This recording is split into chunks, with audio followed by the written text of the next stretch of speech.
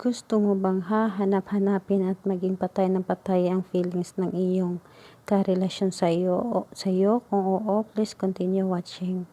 Hello mga guys, kumusta kayo? Panibagong araw, panibagong video na naman tayo, no? At sa araw na ito ay isa na namang video ang ating ituturo sa inyo na simpleng gabay o simpleng pamamaraan na alam ko makakatulong sa inyo, no? At bago ang lahat, gusto ko lang mag-disclaimer, no, sa mga taong hindi naniniwala o hindi gusto ang ganitong video. Please skip this video and maghanap kayo ng videos ng gustong-gusto nyo, no, dahil ang video na ito is para lamang sa mga taong naniniwala and gusto mag-try. Ayun na nga, gusto mo bang hahanap-hanapin ka at maging patay na patay ang feeling niya sa iyo?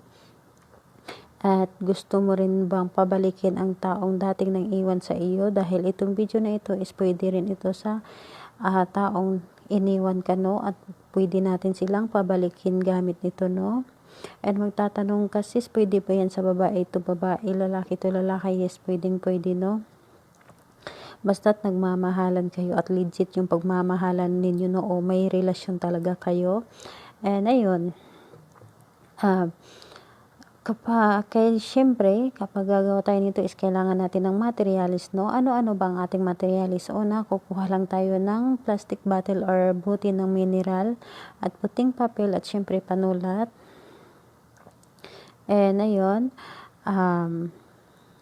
kapag gagawa tayo nito is kailangan na positibo tayo at walain natin ang mga negatibo sa ating isip, no? At kailangan kapag gagawa tayo nito is gustong-gusto natin and i-claim natin sa ating sarili na matutupad ito, no? At wala tayong duda sa ating ginagawa, dahil kapag may duda ka at gagawa ka nito is wag na lang, no? Dahil masasayang lang iyong effort o inyong oras, no? Kailangan kapag gagawa ka nito is sigurado ka sa iyong sarili, wala kang ibang iniisip kundi i-enjoy mo lang ang iyong ginagawa. Dahil kapag i-enjoy mo ito at nag-focus ka, nag-concentrate ka sa iyong ginagawa is mabilis itong matupad ang inyong gagawin. At ito ay napakasimple lang pero napaka-epektibo at subok na ito, no? And ayun, ano ba ang una natin gagawin? Una, kukunin natin ang papel at sulatan natin ito ng pangalan at apelyido niya. Pangalan at apelyido ng malalaking letra. Pangalan at apelyido ng taong gagawan mo. At sa likod, sulatan natin ito ng edad o ilang edad na ba siya o ilang taon na ba siya ngayon. Yan lang ang isulat natin. At tupiin ito ng 7 beses ng papunta sa iyo. Paano ba pag 2 pieces? Diba? Diba? Dito is pangalan natin, pangalan niya at apelyido. Syempre dito tayo mag-uumpisa sa kanyang apelyido. Tupiin ito natin ng 7 beses. Ikaw na bahala magtansya kung hanggat matupi siya ng 7 beses talaga, no? Ikaw na bahala magtansya at ipasok mo dito sa ating loob ng bottle. At ano-ano ba ang ating gagawin dito, sis?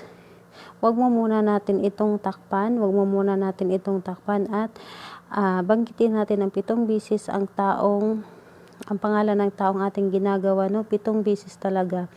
Ano ba ang ating sasabihin, sis? Ano mo lang ito, itapat mo ito sa iyong baba or sa iyong bibig, pili ka lang.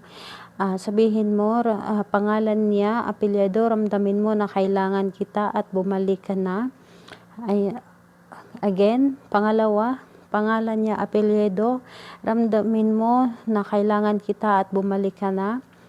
Pangatlo, pangalan niya, apelyido, ramdamin mo na kailangan kita at bumalik ka na. Ayun, hanggang matapos ng 7 beses, kailangan na 7 beses mo talaga itong gagawin. And sis, anong araw, anong oras ba natin ito gagawin?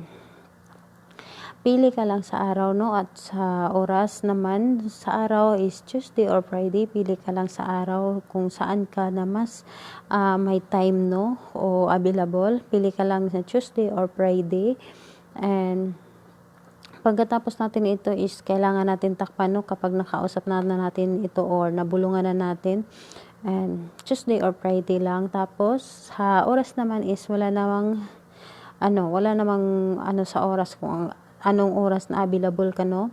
And ayun, sis, kung magtatanong ka, sis, saan ba namin ito ilalagay?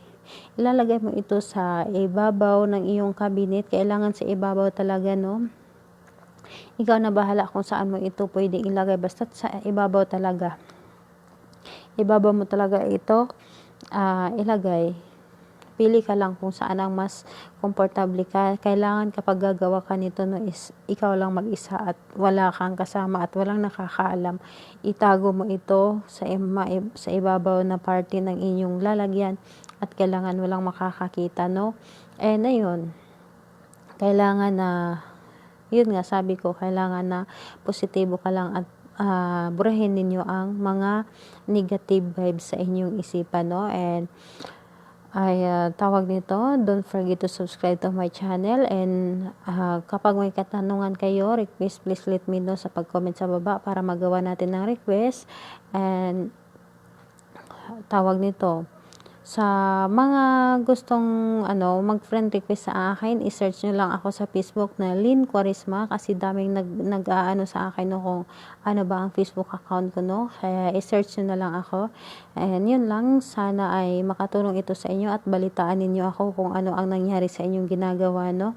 And ayun na nga. Salamat everyone, and bye-bye.